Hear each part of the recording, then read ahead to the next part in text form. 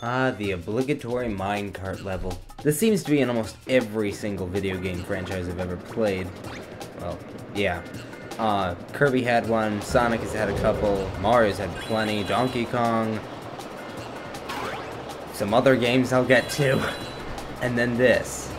I'm not sure what it is about a minecart that seems so appealing to people, but whatever it is, I like it. I hope it never dies, because this is still one of my favorite levels in the game, if not one of my favorite themes in any game ever. Something about almost the roller coaster-esque, unless that happened.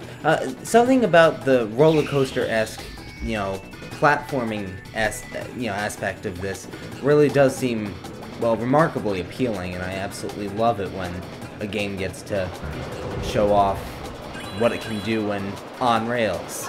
Get it?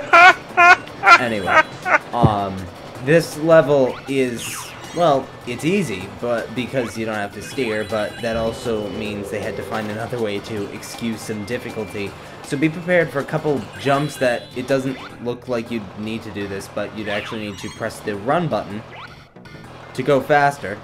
Barely. But somehow that gives you more aerial momentum once you jump, and without it, you won't be able to clear a gap like that. So I believe that's the final MacGuffin I can actually find in this game, and we just cleared the jump. Also, I didn't actually get a chance to talk about it, but did you notice a molten volcano underneath this thing? I'm wondering how this mine shaft is still operational, and if not operational, how it still has power running to it, and if this is not a problem, how in the world the rails are still standing. Or any one of those. Because there was liquid hot magma falling, or rather flowing, out of that volcano there. And even more importantly, what does this have to do with cowboys? I mean, a marsh is also inexcusable, but I seriously don't understand how this isn't considered, the cowboy world, or even the Wild Wild West world, if there's volcanoes involved. I know I'm not supposed to question stuff like this, but this really, is suddenly seeming a lot less cowboy-esque than it is. Welcome to the adventure set for an Indiana Jones movie, combined with Sonic the Hedgehog, the OVA special. And, yeah, I suppose these were traps that would only work in a stage like this, but these gates will close on you unless you press the run button at picture-perfect timing that you need to... Basically, that one right there is right before the stoplight, and of course it's the most challenging one to get down, so I'm not even going to bother trying to talk about where the other ones you're supposed to press the run button, but that one you should barely make it every time. Promising, isn't it? Like with every stage, I can get all the pinky medals, and the hidden thing, and the bonus chip, but I can't get within that stupid time limit. I'm gonna see if I can actually show off, what the treasures are. That I'll get to what they are later, but in like an extra video or something, but I want to know if I could actually, get a treasure in one of these levels. Speaking of which, welcome to a volcano. This, I would say, is heavily inspired by Pac-Man World 2's volcano stages, except that this came first. I suppose it's just, my youthful, or, missing the time when I was youthful mentality, coming out here, but I love stages that have anything to do with lava, volcanoes, anything like that, and... Well, Pac-Man World 2 was one of the best games I've ever played in my life, so I suppose that makes perfect sense. Because, yeah, I played that when I was, like, 10, and I loved it. I never played the first Pac-Man World, but I played the second one. I played the third one to death because, well, it was the sequel to the greatest game I ever played, and therefore it must be good. It's kind of like when Sonic Adventure came out, and everyone loved it just because it was Sonic Adventure. But then again, it's kind of like when Sonic 4 came out, and everyone knew it was nothing like Sonic 3 and Knuckles. Anyway, Sonic trivia aside, welcome to me dying. This level is what I would call the pinnacle of awesomeness in this game, or in any game, really. For whatever reason, volcano stages always seem to be at that one point in a game where, yeah, we've taught you enough so that, you know, we can sort of say you're on your own, but by the same token, it's not so hard yet that it's unenjoyable or boring. And we can just add that right amount of difficulty to just show off some pizzazzy stuff we can do with the graphics. Oops.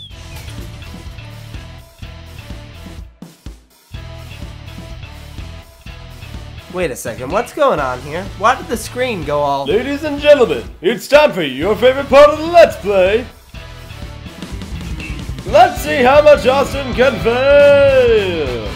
And here's your host, Gary on Aspartame. Gary, what are you doing? Thank you, everybody. It's great to be here tonight. Here we are on stage 3-4. Fantastic level, but I'm sure Austin will find some way to screw it up. Texting! Can we have a fail counter in the corner, please? I sort of meant starting, you know, now. No, seriously. What are you doing? Uh-oh! It looks like that tornado's carrying a fireball. I'm sure hilarious hijinks will ensue. Okay, first of all, it's a meteor, not a... Oops! Looks like Austin couldn't take the heat. That was terrible. You're terrible, Austin! Text it, grab it! Wait, what? No, guys,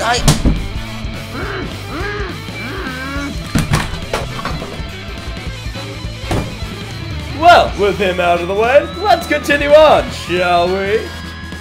I can tell he's really taking his time now. Can't stand a little public humiliation, Austin?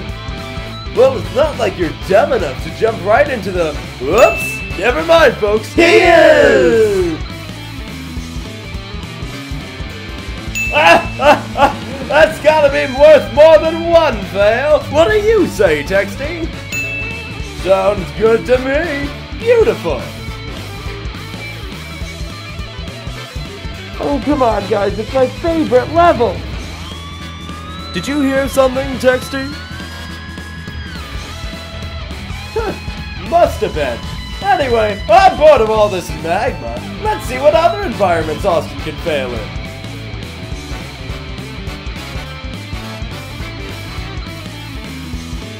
I couldn't agree more, my fine yellow textual friend.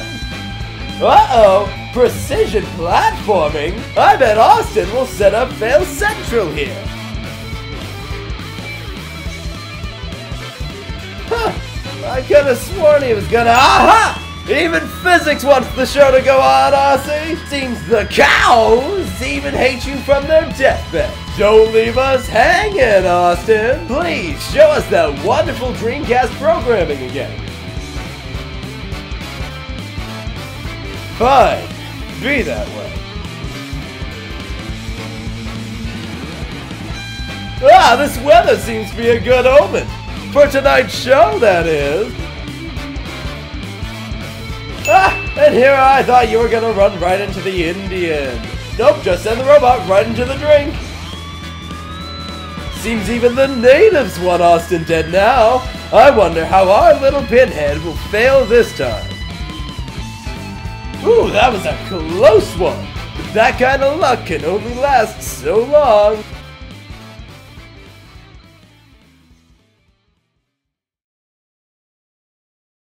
And any second now. Well, so much for that. I'm bored. Texty, you're on your own.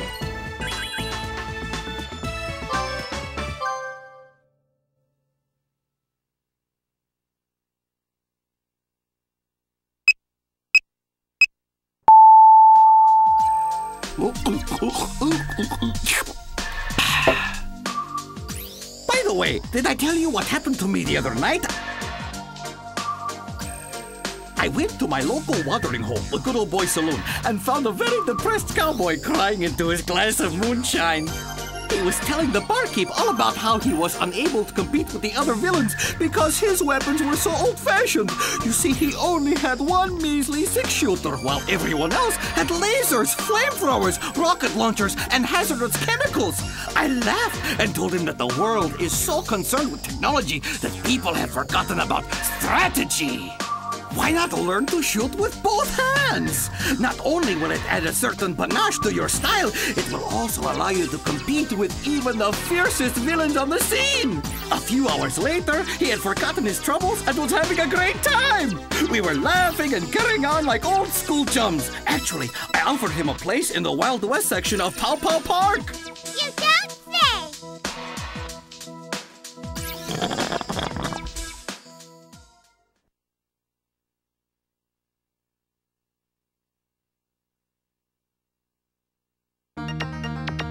say!